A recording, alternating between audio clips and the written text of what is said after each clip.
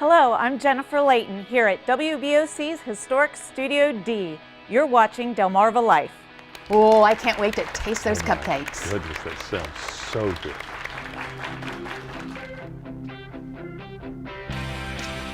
So does this sound familiar to you? You're getting ready for work in the morning. You want to wear this particular outfit, but you can't find the matching belt, so you spend 20 minutes searching through the closet for it, and eventually you find it under the bed.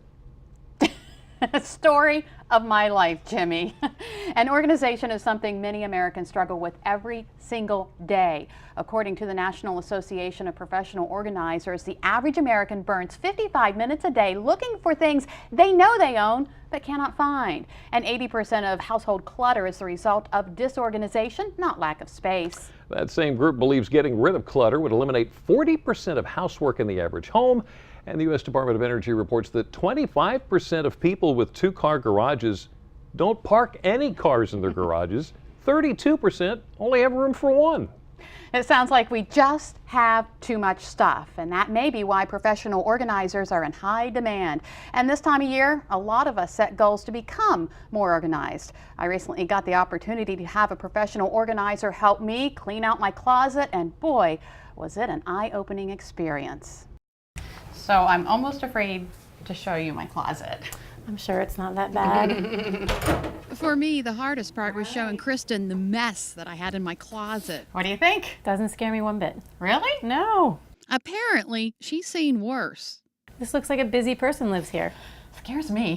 This is what Kristen was facing. But before she got started, she asked me a few questions. What drives you the craziest in here? Definitely the stuff on the floor. Okay. Yeah, All got to right. do something with that. Are you willing to donate anything? Oh, absolutely. Oh, that's great news. Okay. And that's when the work began. Kristen and I started taking things out of the closet I think these are like bathing suits. and put them on my bed. Kristen says it's important for people to figure out what they want to keep and what they want to get rid of. We started with my husband's hats. Oh, that's his fishing hat. Cute. He'd divorce me if I got rid of it. Kristen started piles. Things I want to keep, things I want to donate, trash, and an I'll decide later pile. Yes. Okay, so that's easy. These are all a yes, Those are all yeses. and we'll label them. Now, I've cleaned out my closet a million times, but for some reason, having Kristen there made it easier to get rid of things I no longer needed. A lot of people say to me, oh, everything in the closet, I'm keeping it all. And I just, when I'm here, somehow they get permission to like let things go. One thing I learned was just because you have a lot of bins, like I do, it doesn't mean they'll necessarily make it easier or less cluttered. Some things at bins are smart, but sweatshirts, for instance, could be just fine folded right here. Stacked up. Another example, my shoes. I had a lot of plastic shoe bins, but my shoes didn't always make it into them. Keepers? Keepers? All right. Yep. Still, one by one, Kristen had me saying yay or nay to the shoes. As a result, I ended up donating 6 pairs. I imagine you learn a lot about people by cleaning out their closet. Absolutely. It's almost an honor that people invite me into their spaces and trust me, but it's just life, and we're just doing a project. That's how I look at it. So what do you see the biggest challenge for people when it comes to organization? I would say probably people not letting go of things because of guilt. Like someone gave it to them and they feel bad getting rid of it. When in fact the person that gave it probably doesn't want them to keep it because it's cluttering their life and someone else can enjoy it. Case in point. Handbags. Oh my goodness. So one by one, we went through each of them. I think I would rather donate that. Kristen says a closet like this should be considered prime real estate when it comes to what we keep in it. Some items can be relocated to other rooms. You know what's in here? Journalism stuff. Journalism stuff. Rolodex. We don't use those anymore. Look at this. My first noon show on WBOC anchoring. Obviously stuff I want to keep, but perhaps in the home office. No more summer? I think we got the summer. Oh, look at that. Look at that. When Kristen put the shoes back in the closet, she organized them by season. So my off-season shoes are up high. Shoes I wear in the winter were more easily accessible.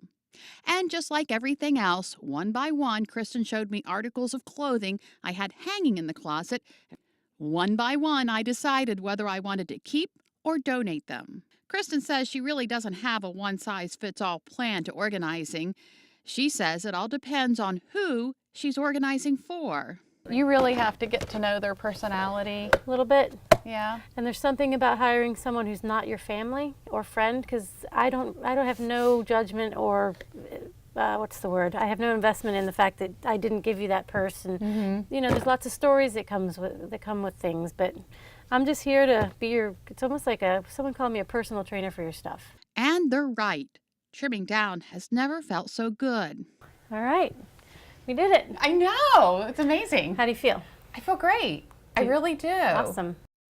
And it is amazing what a difference getting rid of items you don't use can make. Kristen also suggested a way to strategically purge items from your wardrobe. At the beginning of the year, face all your hangers in the same direction. Once you wear an item and return it to the closet, turn the hanger in the opposite direction.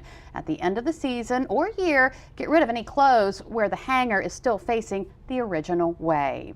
Now, maybe you're considering hiring a professional organizer. Now, according to Angie's list, there are a few things you need to do to find the right one for you. First, do your research. Typically, a license isn't required for a professional organizer, so basically anybody can say they can organize your home. Angie's list and professional organizations can help guide you to the right local person. Meet up. Many professional organizers offer a no-charge, no-obligation consultation. Ask questions about their experience and their ideas. Find out how much they charge, if it's by the hour, if it's by the project, and if there are additional charges for things like storage products. And find out what they plan to do with your unwanted items. If they donate the items, make sure they're able to give you a receipt for the taxes. Well, it takes a lot of organization to plan a wedding. Up next on Delmarva Life, from the dresses to the decor, even what your guy needs, we'll find out how you can make your magic moment one you'll never forget. A little bit later on, we're in the kitchen making cupcakes with a twist. Delmarva Life will be right back.